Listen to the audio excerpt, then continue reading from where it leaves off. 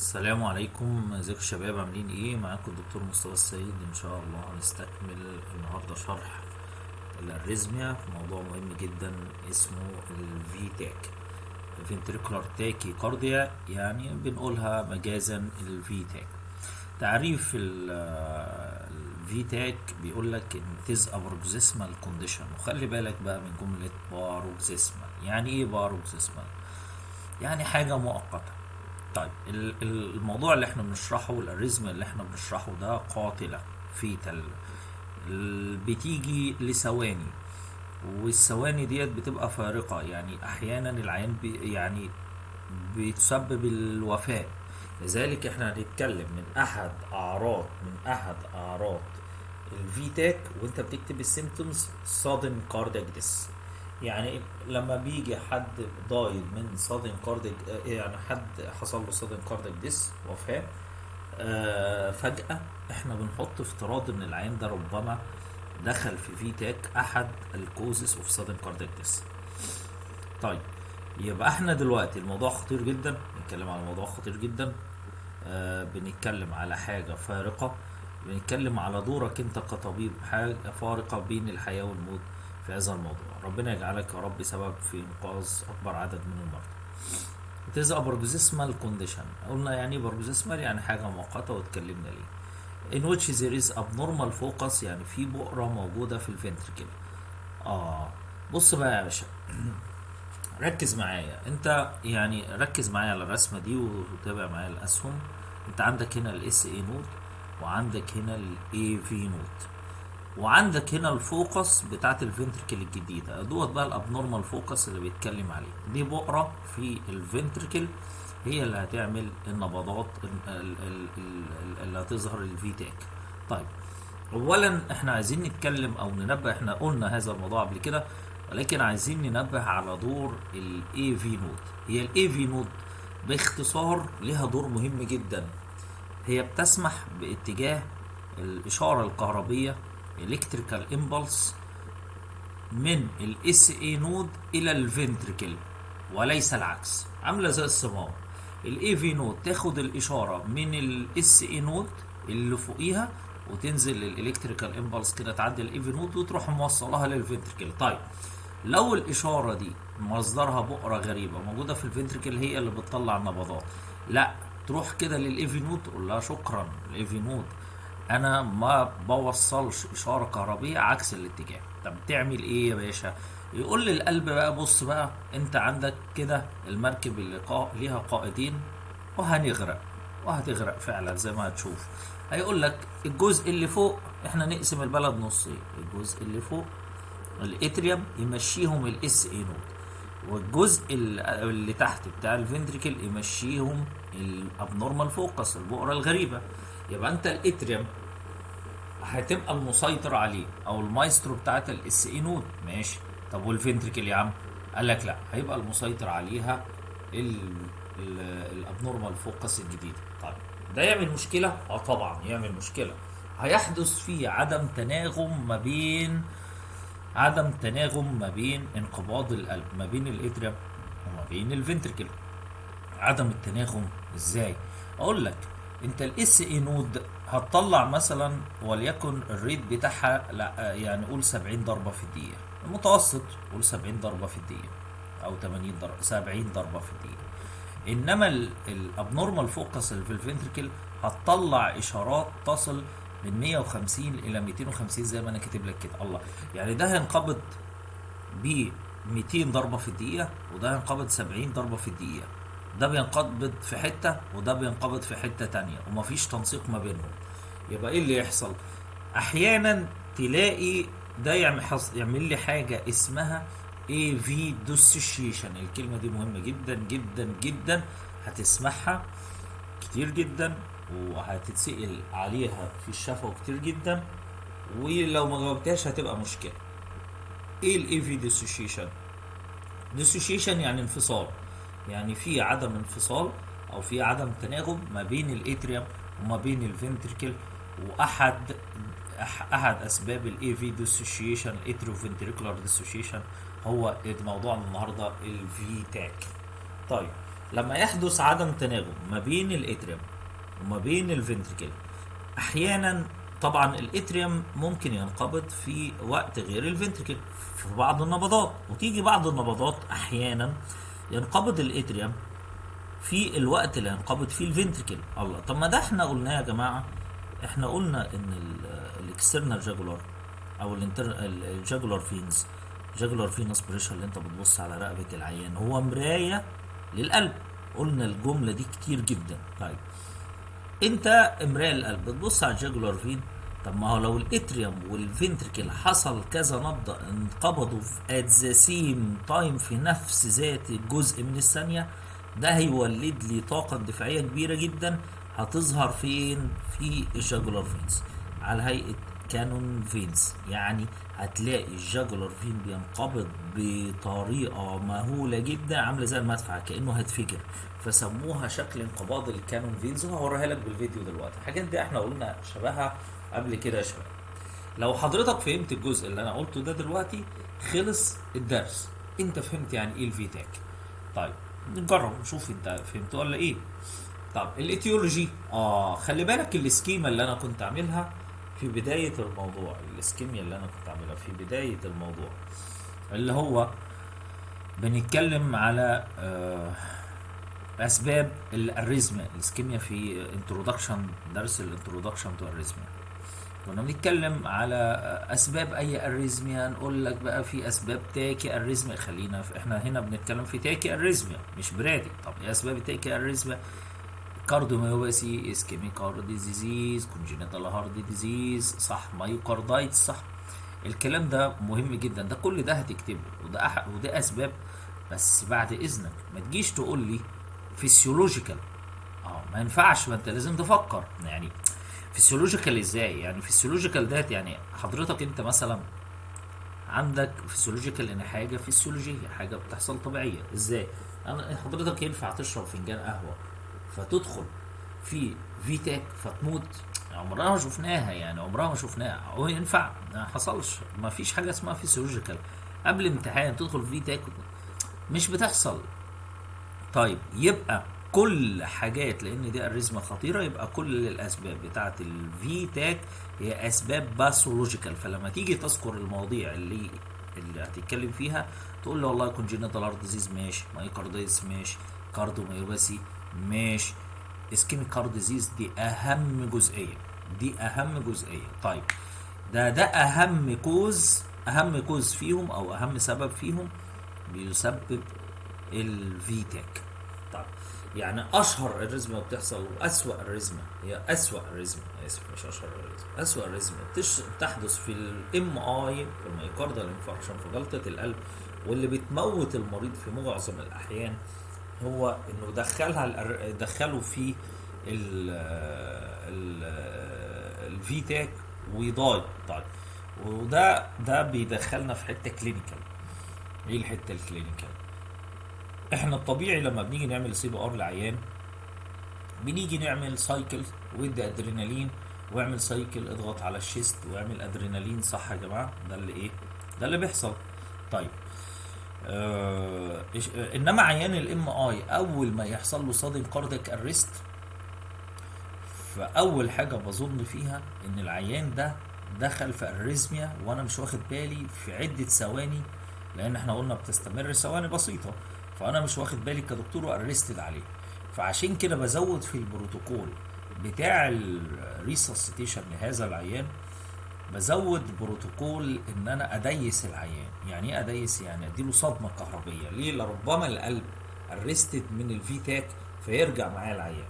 فهمنا يا جماعه حاجه؟ طيب الكلينيكال بيكشر بقى يا جماعه ذا سيم زي الايه، زي السكيما. بنتكلم في السيمتومز، والسيمتومز دايما نتكلم في البدايه ده والنهايه.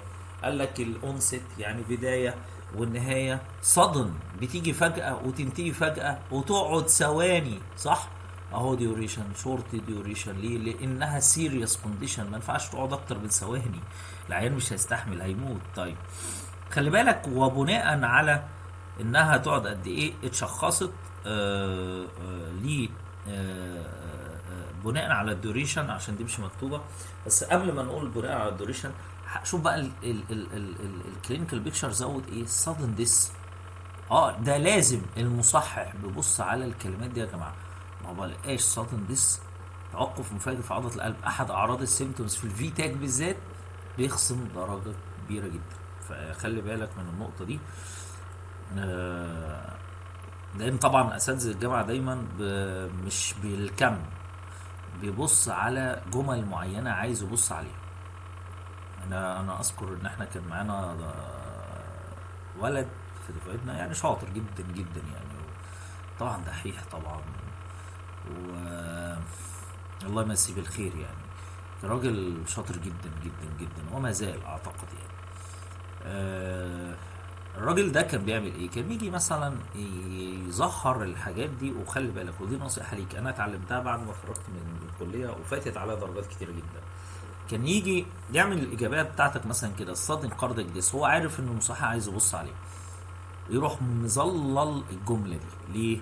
عشان في وسط الكلام الكتير عين المصحح ممكن ما تجيش عليها فينزل لا، انما هو عارف المصحح عايز يبص على ايه فيظلل له الجمله دي او يحط له تحتها خط. فخلي بالك، دي تركايه جدا جدا جدا تفيدك في اي جامعه، لان هي نفس السيكولوجيه. طيب الديوريشن يا جماعه، السستين ونون سستين. سستين دي يعني مستمر، ونون سستين دي يعني مش مستمر. يعني مثلا هنا السستين، طب دوت في تاك، خلي بالك الكيو ار اس كيو ار اس كيو ار اس، ده في تاك في تاك في تاك مستمر اهي طول الاي سي جي. طب بص هنا نون سستين، هتلاقي شويه جم اهم، وبعد كده وقبلهم رسم قلب عادي كيو ار اس، وبعدهم كيو ار اس، وبعد كده جم شويه كمان، وبعد كده كيو ار اس تمام، وجت واحده اتنين، وبعد كده قلب طبيعي. يبقى ايه؟ الرانز بنسميها رانز وفي تاك، يعني شويه في تاك جم كده وايه وجريوا، وبعد كده الاي سي جي رجع تاني، فده بنسميها نون سستين يعني غير مستمر، تيجي في وسط رسم القلب الطبيعي يعني، ده معنى نون سستين. وسستين طبعا اللي احنا اتكلمنا عليه. طيب واسوأ حاجه بقى بيبقى العين ارستد اساسا الفي اف. الفي اف هو اسوأ من السيء. السيء هو في تاك، والاسوأ منه ان هو يدخل في في اف. في اف يعني فنتريكولار فايبريليشن.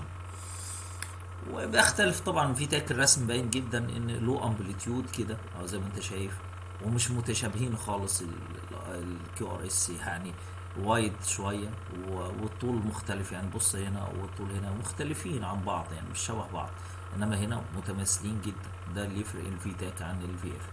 طيب الساينس بقى يا جماعه، قال لك الساينس اول حاجه هتبص على الراديال بالس زي ما اتعودنا في السكيم. الراديال بالس، قال لك الراديال بالس احنا قلنا هتعد الريت هتلاقيه حوالي من 150 ل 250. بس انت هترجع وتسالني سؤال، الله يا دكتور مصطفى انت حضرتك دلوقتي قلت لي في اتنين قائدين للقلب، في مايسترو اسمه الاس انو بيشغل الاس انو بيشغل الاتنين اتريم.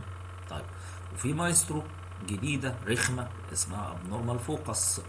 وابنورمال فوكس دي بتشغل الفنتريكل بريت عالي اللي هو من 150 ل 250.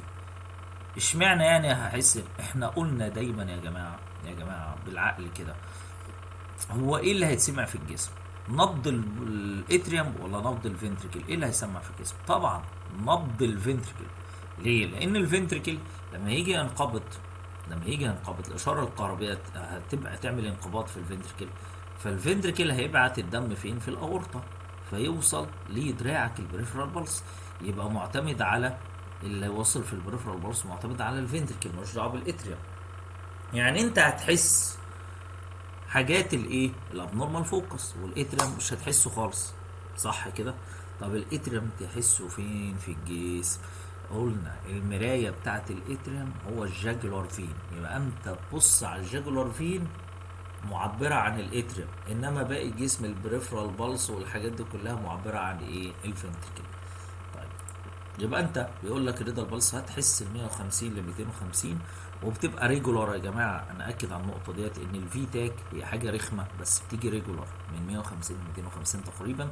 الريزما هو ريجولار، بتعلق بعد كده على الريسبونس تو كاروتيد مساج. يعني ايه الريسبونس على الكاروتيد مساج؟ يعني تيجي ايه تعمل مساج يونيلاترال، اوعى تعمله بايلاترال هتسقط. يونيلاترال على الجزء الرقبه، على الكاروتيد. واحنا اتكلمنا في النقاط ديت ليه، قلنا ان الكاروتيد في حاجه اسمها كاروتيد بودي. الكاروتيد بودي ده بيطلع منه فيجاس سيستم او بارا سمباثيك سيستم.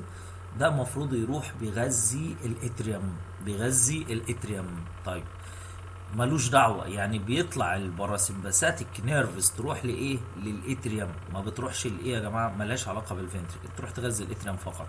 طيب فانا لو الاريزما دي موجوده في الاتريوم هينفع معاها كاروتيد مساج. طب لو هي موجوده في الفنتريكل مش هينفع معاها حاجه، مش هينفع معاها الكاروتيد ايه مساج. لذلك الريسبونس تو كاروتيد مساج نو افكت، مش هيعمل اي حاجه خالص. ليه؟ خلي بالك هتتسال في الشفوي ليه يا دكتور، هتقول له لان مفيش يا باشا بارا سمباثيك سبلاي للفنتركل، تاخد الفول مارك. طيب في حاجه اسمها ريسبيراتوري ساينس اريزميا، ديت معناها انك لما بتاخد شهيق زفير، شهيق جامد ديب انسبيريشن، المفروض ضربات قلبك تزيد. فقال لك ايه؟ بس ريسبيراتوري ساينس اريزما في اي حاجه ساينس، يعني في اي حاجه مشغلاها الاس اي نود. هنا اللي مشغلها ابنورمال فوكس في الفنتركل، فيبقى الموضوع معايا نيجاتيف. طيب بعد كده نتكلم عن نيك فينز. قال لك نورمال اي ويف. اي طبعا احنا قلنا نورمال اي ويف. ليه يا دكتور نورمال اي ويف؟ مش احنا قلنا دلوقتي ان في قائدين للمركب للقلب، الاس اي نود هو هيشغل الاثنين اتريم، والابنورمال فوكس هتشغل الاثنين فنتريكل، صح؟ طيب وقلنا ان الفنتريكل مرايته الجسم كله، والاتريوم مرايته الجاجولار فين الموجوده في الرقبه، صح؟ طيب ما الاتريوم بينقبض بالطريقه الطبيعيه بتاعته بالاس اي نود بتاعته، فطبيعي الاي ويف هتبقى ايه؟ طبيعيه. الا خلي بالك بقى من نقطه الا لو جت نبضه من الاتريوم في نفس الجزء من الثانيه اللي هينقبض فيها الفنتريكل، وده وارد جدا جدا جدا. يحصل ايه؟ يحصل اندفاع رهيب جدا وزياده في الضغط اللي واصل للجاجولار فين، يعمل حاجه اسمها كانون ويفز، يعني ضربات زي المدفع، تحس ان الفين هينفجر من كتر الايه البتاع. بص كده، شايف؟ تحس ان هو هينفجر. بص ده مش نبض يا جماعه ارتري، ده نبض فين، جاجولار فين، خلي بالك يعني. طيب وبعد كده الاوسكالتيشن قال لك فاريبل اس 1 طبعا، يعني هو هيبقى يعني اس 1 اثناء الكانون ويفز هيزيد، صح؟ طيب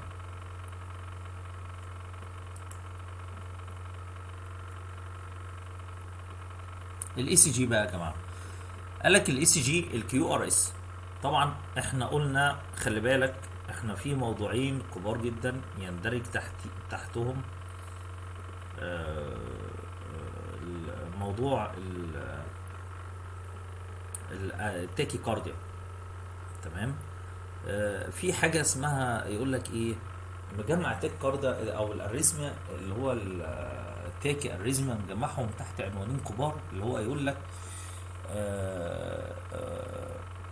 وايد كيو ار اس اريزميا ونارو كيو ار اس اريزميا. يعني ايه؟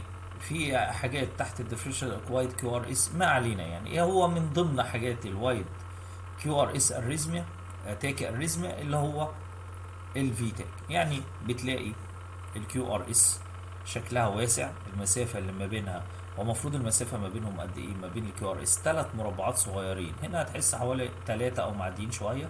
هو بالشكل العام بتحسها وايد بيزار، زي ما انت شايف المسافات بين الكيو ار اس واحده، يعني ريجولار. تمام. ده بنسميه الهارت ريت من 150 ل 250، فتقريبا يبقى خلاص دي في تاك. وعلى حسب الدوريشن ديت مثلا سستيند في تاك. تمام. طيب يقول لك البي ويف نورمال ريت او شيب، بس خلي بالك، خلي بالك انت عمرك ما هتشوف بي ويف. ليه؟ لان طبعا ال احنا ارجع للقلب تاني اهوت. قال لك بص هنا المفروض ان بيتعمل بي ويف نتيجه للاتريال كونتراكشن. تمام. الاتريال كونتراكشن هنا كام؟ ب 70 ضربه في الدقيقه، انما هنا اقول مثلا 200. فال 200 لما يجي يرسم الفنتركل ال 200 ضربه هيبقى تحتيهم، هيبقى مغطي على البي ويف، يعني البي ويف هتبقى مدفونه فيه، فانت مش هتشوف البي ويف. فعشان كده يقول لك ايه maybe before after also maybe hidden by QRS. هي في الغالب هيبقى hidden by QRS. انا عمري ما شفت في فيتك هلاقي فيه بيهات. ما يقول لك no fixed relationship between البي ويف والكيو ار اس atrioventricular dissociation. ما خلاص احنا اتكلمنا في الموضوع. بيقول لك معلومه مهمه بقى، اي وايت كيو ار اس كومبلكس تاكي اريزميا اللي احنا بنتكلم عليها اهوت، اي يقول لك اي اول ما تشوف تاكي اريزميا كده وتلاقي الكيو ار اس عينك على المسافه اللي جوه الكيو ار اس، لما تلاقي المسافه اللي جواها واسعه شويه كده حتى بعينيك مش لازم تقيسها، دي في تاك الا ان يثبت العكس، يعني تيك فيري سيريس. اوعى تسيب العيان وتمشي وتقول له حاجه تطمن عليه بعدين. طيب ايه التريتمنت؟ قال لك تريتمنت، قال لك ديورنج ذا اتاك. طبعا طبعا لازم تلحقه كدكتور ديورنج ذا اتاك. انت لازم تتخذ اجراءات كبيره. حتى يقول لك في حاجتين هتعملهم.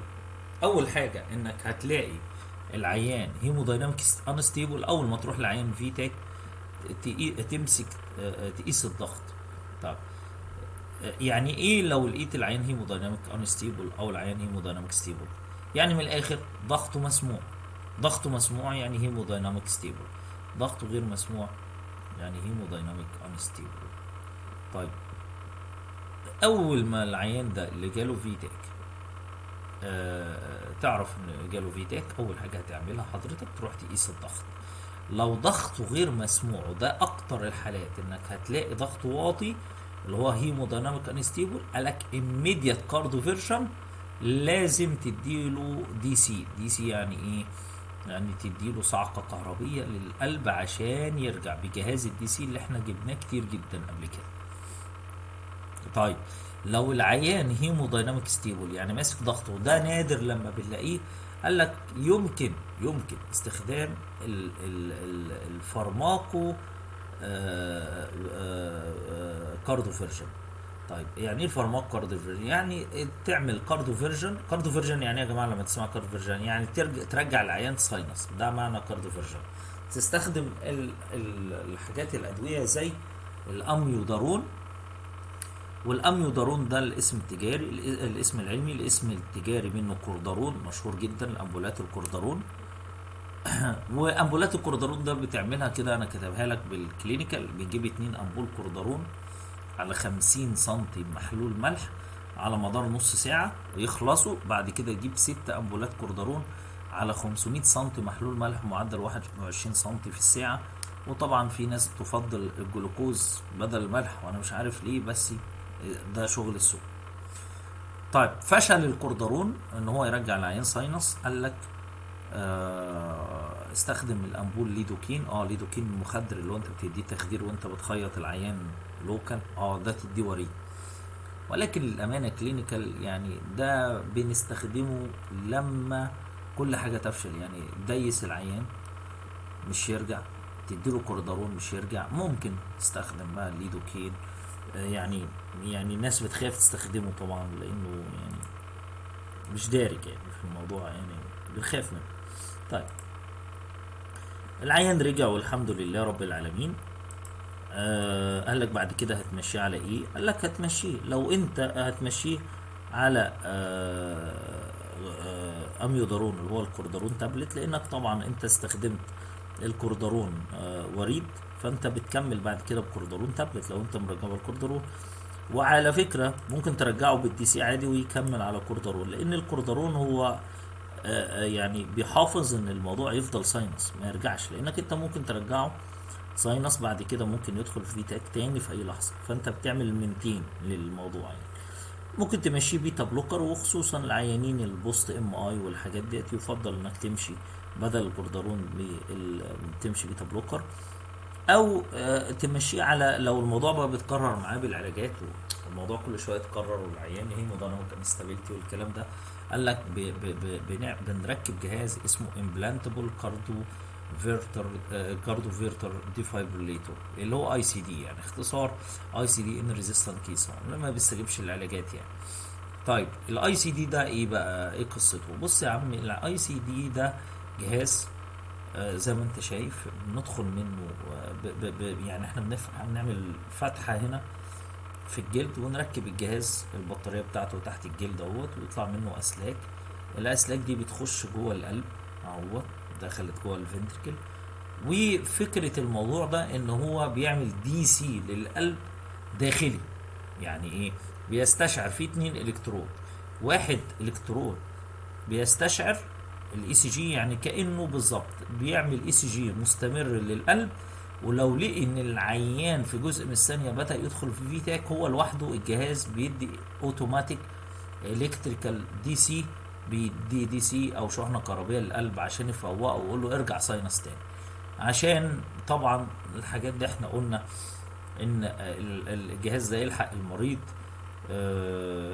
لان ممكن الدكتور ما يلحقوش، احنا بنتكلم في اقل من 30 ثانيه العين ممكن ايه يارست. شكرا يا جماعه، وبالتوفيق باذن الله تعالى، ان شاء الله نستكمل ونستمر مع بعض باقي الحاجات بتاعت الاريزميا. ادعونا بظاهر الغيب يا جماعه. بالتوفيق. السلام عليكم ورحمه الله وبركاته.